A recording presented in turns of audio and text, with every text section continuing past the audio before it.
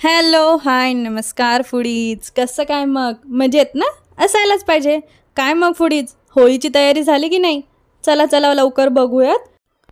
यूपीचं special आणि भन्नाट अशी एक रेसिपी, जी म्हणजे की खव्याची करंजी.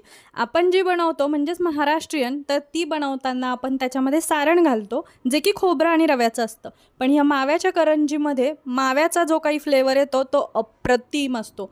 मी ट्राय केला आहे, तुम्ही नक्की ट्राय करा. आणि तोही एकदम झटपट पद्धतीने. तर त्यासाठी काय करायचं आहे? खूप सोपं आहे. जसं आपण करंजीसाठी मैदा तयार करतो, म्हणजेच की थोडंसं चवीपुरतं मीठ घालायचं, 2 कप एवढा मैदा घ्यायचा. त्यानंतर त्याला तुपाचं म्हणजेच की गावरान तुपाचं इथे मी जे काही मोहन आहे ते घातलेलं आहे. तर अशा पद्धतीने जर बनवाल तर एकदम क्रिस्पी आणि खुसखुशीत अशा तुमच्या ज्या काही माव्याच्या करंज्या आहेत त्या होतील.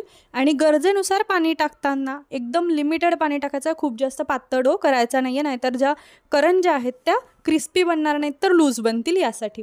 त्यामुळे खूप जास्त हार्ड किंवा खूप जास्त लूज असा डो लावायचा नाही आहे, तर तो एकदम मीडियममध्ये असायला पाहिजे. चला मग तोपर्यंत जे कोणी चॅनलवरती आहेत लाईक शेअर सबस्क्राईब करायला विसरू नका. त्याचबरोबर आपला जो दुसरा चॅनल आहे आस्वाद मनांचा आर्ट अँड क्राफ्ट, त्याही चॅनलला भेट द्यायला विसरू नका.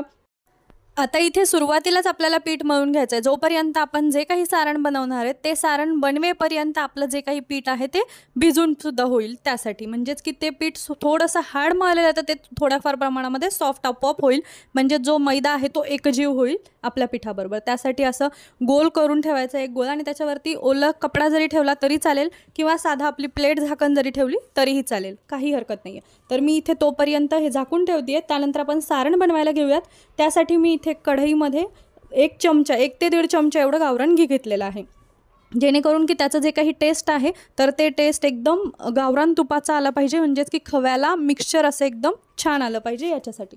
तर त्यानंतर आपण इथं नारळाचा जो काही किस असतो तो घेणार आहोत.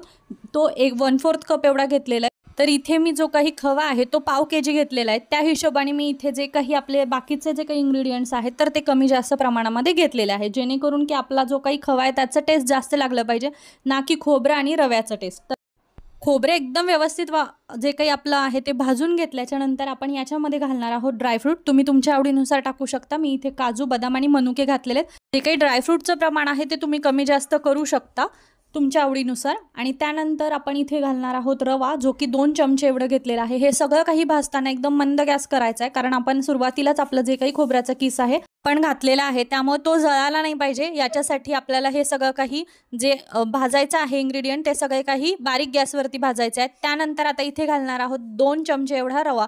तर रव्याचं प्रमाण थोडं कमीच ठेवलेलं आहे, कारण त्याला माव्याची टेस्ट आली पाहिजे, ना की रवा आणि खोबरे याची टेस्ट. तर माव्याची टेस्ट ही जास्त उभरून आली पाहिजे, याच्यासाठी आपण इथे घालणार आहोत 1 ते 1.5 चमचा एवढाच रवा. त्यानंतर मी इथे 1 चमचा एवढं खसखस घातलेलं आहे, कारण करंजी म्हटलं तर खसखस येणारच. खसखस ॲड केल्यानंतर हे सगळं काही आपल्याला एकदम व्यवस्थित मिक्स करून घ्यायचं आहे. 2 ते 3 मिनटं लो फ्लेमवरती तुम्ही हे सगळं काही परतून घ्या. हे परतवून झाल्याच्या नंतर लगेचच आपल्याला जो काही खवा आहे तर तो बारीक करून घ्यायचा आहे, कारण खव्याचा आपण आणताना गोळा असतो तर तो व्यवस्थित सेपरेट करून घ्यायचा आहे. आणि त्यानंतर आपण त्याला भाजून घेणार आहे. जोपर्यंत हे सगळं काही सारण आपलं एकजीव होत नाही, आणि हे सुद्धा भाजताना लो फ्लेमवरतीच भाजायचं आहे, कारण की त्याचं जळलं नाही पाहिजे जो काही खवा आहे आपला तो. त्यासाठी आपण इथे बारीक गॅसवरतीच हे सगळं काही मिक्स करून घेणार आहे.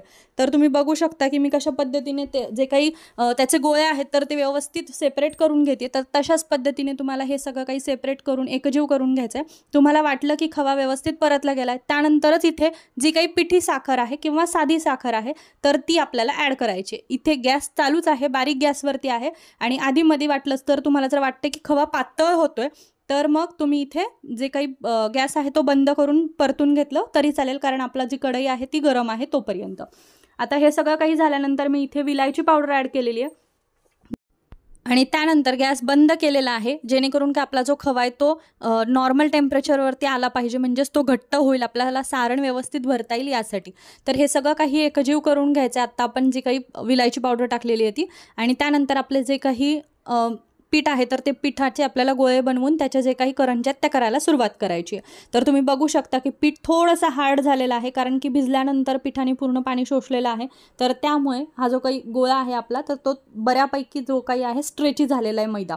तर त्यानंतर आता हे व्यवस्थित आपल्याला मिक्स करून गोळा जो आहे त्याला चीर नाही पडली पाहिजे अशा पद्धतीने मळून व्यवस्थित घ्यायचं आहे, कारण आपण ज्यावेळेस झाकून ठेवतो त्यावेळेस त्याला थोडंसं वरतून ड्रायनेस येतो त्यासाठी.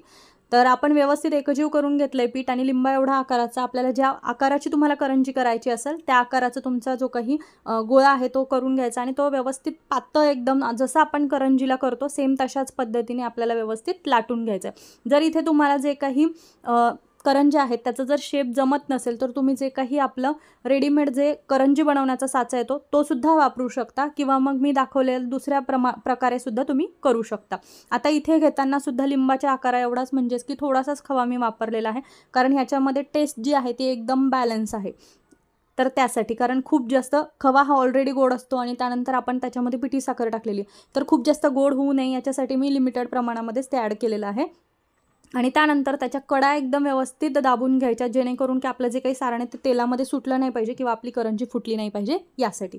तर याला हिंदीमध्ये काय म्हणतात नक्की कमेंट करा, म्हणजेच की यूपी आणि बिहार या साईडला ह्याला काय म्हणून संबोधलं जातं ह्या पदार्थाला, तर त्या कमेंटमध्ये नक्की लिहा. त्याचबरोबर तुम्ही हा पदार्थ पहिल्यांदाच खाल्ला आहे का बनवून, किंवा पहिल्यांदाच बघितला आहे का याबद्दल सुद्धा कमेंट करा. तर मी पुण्यातून बनवते, तुम्ही कोणत्या लोकेशनमधून हा व्हिडिओ बघताय आणि त्याचबरोबर तुम्ही हा जे काही पदार्थ आहे याआधी ट्राय केलेला आहे का नक्की कमेंट करा. तर ट्राय केल्यानंतर कसा वाटला तेही कमेंट करायला विसरू नका. आता हे सगळं काही आपण बनवून घेणार आहे, तर दुसरी जी काही पद्धत आहे तर ती दाखवते मी, ज्याप्रमाणे आपण पहिल्यांदा केलं होतं तशाच पद्धतीने. फक्त आता रेडीमेडचा जो काही साचा आहे, आपली जी काही पारी आहे ती व्यवस्थित त्याच्यामध्ये दाबून घ्यायची आणि त्यानंतर साच्याच्या आकाराने आपण जशा करंज्या बनवतो तशाच पद्धतीने सेम ह्या करंज्या ज्या आहेत त्या बनवून घ्यायच्या. तर आता ज्यावेळेस तुम्ही सारण व्यवस्थित आपल्या ज्या काही करंजीचा साचा आहे त्याच्यामध्ये ज्यावेळेस तुम्ही पाण्याचं हातसुद्धा लावा. हा भाग माझ्याकडून स्किप झालेला आहे, तर तुम्ही असं करू नका. तर तिथे तुम्हाला पाण्याचा हात, जसा करंजीला आपण दुधाचा किंवा पाण्याचा हात लावतो जेणेकरून की ते चिकटेल आणि निघणार नाही यासाठी, तर तशाच पद्धतीने तुम्ही सुद्धा करून घ्या. त्यानंतर तुम्ही बघू शकता की याचा जो काही शेप आहे तो एकदम परफेक्ट आलेला आहे. तर त्यासाठी इथे साच्याच्या सहाय्याने सुद्धा तुम्ही करू शकता, म्हणजे साच्याच्या पद्धतीने सुद्धा तुम्ही बनवू शकता, किंवा पहिली जी पद्धत दाखवली होती फोल्डची ती सुद्धा तुम्ही करू शकता. तर बघू शकता तुम्ही की आपले जे काही करंज्या आहेत तर त्या बनवून रेडी झालेल्या आहेत. तर त्यानंतर आता तेल टेस्ट करणार आहोत आपण, की जे काही तेल आहे त्याचं टेम्परेचर एवढं पाहिजे की करंजी 1 सेकंदासाठी खाली बुडेल आणि लगेचच वरती येईल, एवढा टेम्परेचरपर्यंतचं तेल हवं आहे आपल्याला. तुम्ही बघू शकता टाकलं एकदम व्यवस्थित त्याला बुडबुडे यायला सुरुवात झालेली, म्हणजे की तेल एकदम परफेक्ट आहे. एका वेळेस 4च करंज्या तळून घ्या, कारण एका वेळेस जर तुम्ही जास्त तळायला घेतल्या तर त्या फुटू शकतात, टेम्परेचर कमी जास्त होऊ शकतं, एकतर त्या जळू शकतात किंवा मग त्या कच्च्या राहतील यासाठी. तर त्यासाठी करताना काय करायचं आहे, लो टू मीडियम ह्या गॅसवरती आपल्याला ज्या काही करंज्या आहेत त्या क्रिस्पी आणि गोल्डन होईपर्यंत तळून घ्यायच्यात. तर या एका वेळेस तुम्ही 4पेक्षा जास्त टाकू नका.